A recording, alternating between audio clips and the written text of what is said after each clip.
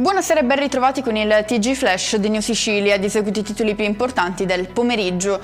Rischia l'ergastolo Gaetano Maranzano, il 28enne reo confesso dell'omicidio di Paolo Taormina, ucciso a ottobre a Palermo. La procura del capoluogo siciliano ha chiuso le indagini sul delitto e ha notificato l'avviso all'indagato che dovrà rispondere di omicidio volontario aggravato dai futili motivi.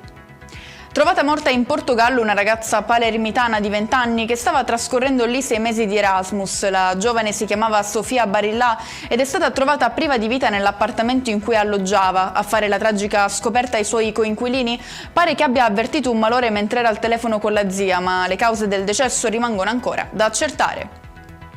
Al vaglio degli inquirenti il cellulare, il computer e le chat del dodicenne che nei giorni scorsi a San Vito Lo Capo, in provincia di Trapani, ha tentato di aggredire un professore a scuola. L'obiettivo è chiarire se il ragazzo abbia agito da solo o se possa essere stato incoraggiato, come sostiene la madre che parla del figlio come vittima di un vero e proprio ricatto. Non si escludono collegamenti con il caso avvenuto nel Bergamasco ai danni di una professoressa di francese.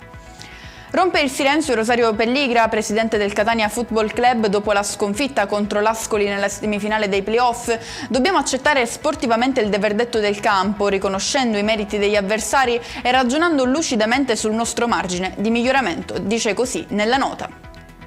Chiudiamo con le previsioni meteo per domani. La Sicilia si prepara alla prima parvenza di caldo estivo con tempo stabile e cieli soleggiati su gran parte del territorio.